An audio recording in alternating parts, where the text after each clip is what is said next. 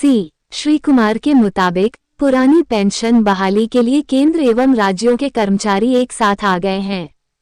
लगभग देश के सभी कर्मचारी संगठन इस मुद्दे पर एकमत हैं। केंद्र और राज्यों के विभिन्न निगमों और स्वायत्ता प्राप्त संगठनों ने भी ओपीएस की लड़ाई में शामिल होने की बात कही है। केंद्र और राज्य सरकारों के कर्मचारी संगठनों ने पुरानी पेंशन पर आर-पार की लड़ाई का ऐलान कर दिया है। 10 अगस्त को लाखों कर्मचारी पुरानी पेंशन की मांग को लेकर दिल्ली के रामलीला मैदान में एकत्रित हुए थे। उसके बाद वित्त राज्य मंत्री पंकज चौधरी से मुलाकात की गई। कर्मचारी संगठनों ने लोकसभा अध्यक्ष ओम बिरला से मिलकर अपना पक्ष रखने का प्रयास किया, लेकिन व्यस्तता के चलते मुलाकात नहीं हो सकी। केंद्र सरकार ने अभी तक ओपीएस लागू करने के लिए कोई आश्वासन नहीं दिया है। ओपीएस के लिए गठित national joint council of action (NJCA) की संचालन समिति के वरिष्ठ सदस्य और एआईडीएफ के महासचिव सी श्री कुमार ने बताया, सरकार इस मामले पर अड़ियल रवैया अख्तियार कर रही है। पुरानी पेंशन के लिए कर्मचारी संगठन राष्ट्रव्यापी अनिश्चितकालीन हड़ताल कर सकते हैं। इसके लिए 20 और 21 नवंबर को देशभर में स्ट्राइक बैलेट होगा। कर्मचारियों की राय ली जाएगी। अगर बहुमत हड़ताल के पक्ष में होता है तो केंद्र एवं राज्यों में सरकारी कर्मचारी अनिश्चितकालीन हड़ताल पर चले जाएंगे। उस अवस्था में रेल थम जाएंगी तो वहीं केंद्र एवं राज्यों के कर्मचारी कलम छोड़ देंगे। अनिश्चितकालीन हड़ताल ही एकमात्र विकल्प। सी श्री कुमार के मुताबिक पुरानी पेंशन बहाली के लिए केंद्र एवं राज्यों के कर्मचारी एक साथ आ गए हैं। लगभग देश के सभी कर्मचारी संगठन इस मुद्दे पर एकमत हैं। केंद्र और राज्यों के विभिन्न निगमों और स्वायत्ता प्राप्त संगठनों ने भी ओपीएस की लड़ाई में शामिल होने की बात कही है। बैंक एवं इंश्योरेंस सेक्टर के कर्मियों से भी बातचीत चल रही है।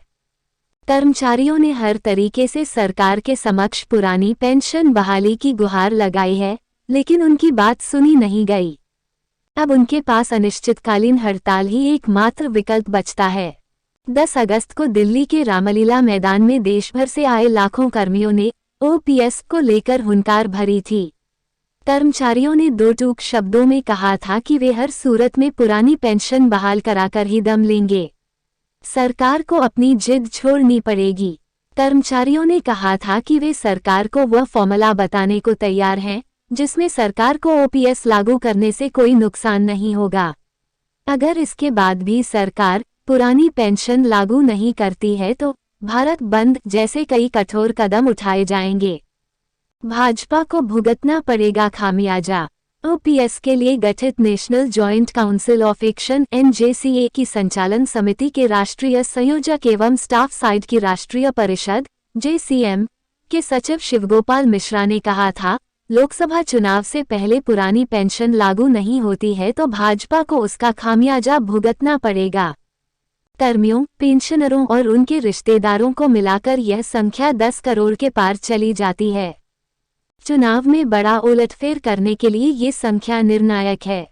केंद्र के सभी मंत्रालय, विभाग, रक्षा कर्मी, सिविल, रेलवे, बैंक, डाक, प्राइमरी, सेकेंडरी, कॉलेज एवं यूनिवर्सिटी टीचर, दूसरे विभागों एवं विभिन्न निगमों और स्वायत्तशासी संगठनों के कर्मचारी ओपीएस पर एक साथ आंदोलन कर रहे हैं।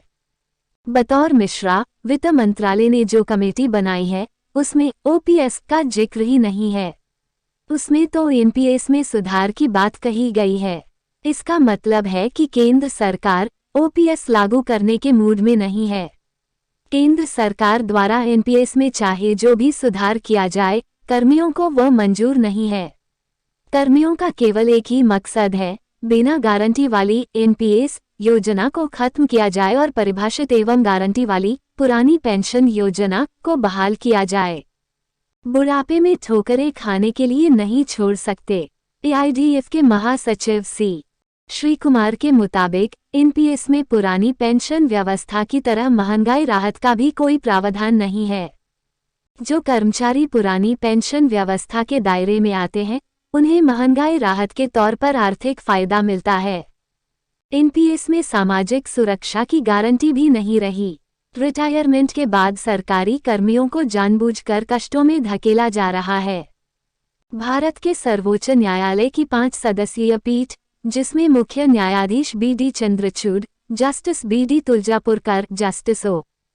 चिन्नप्पा रेड्डी एवं जस्टिस बहारुल इस्लाम शामिल थे, के द्वारा भारत के संविधान के अनुच्छेद 32 के अंतर्गत रिट पिटीशन संख्या 5939 से 5941, जिसको डी.एस. नाकरा एवं अन्य बनाम भारत गणराज्य के नाम से जाना जाता है, में दिनांक 17 दिसंबर 1981 को दिए गए प्रसिद्ध निर्णय का उल्लेख करना आवश्यक है।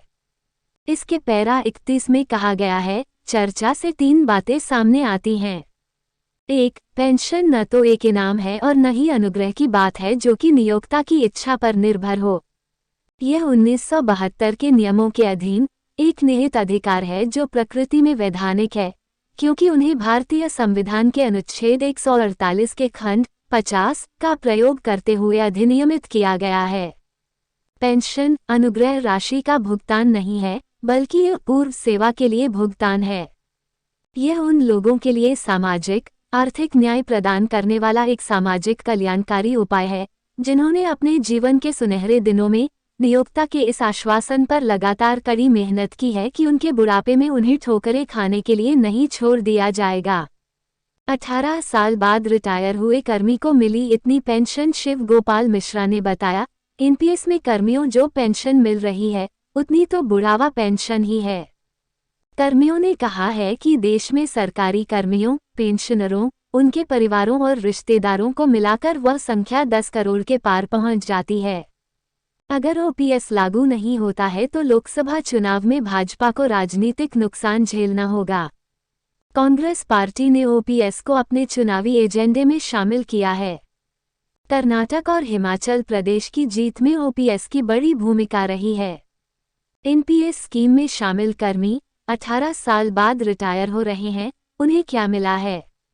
एक कर्मी को एनपीएस में 2417 रुपये मासिक पेंशन मिली है, दूसरे को 2506 रुपये और तीसरे कर्मी को 4900 रुपये प्रतिमाह की पेंशन मिली है।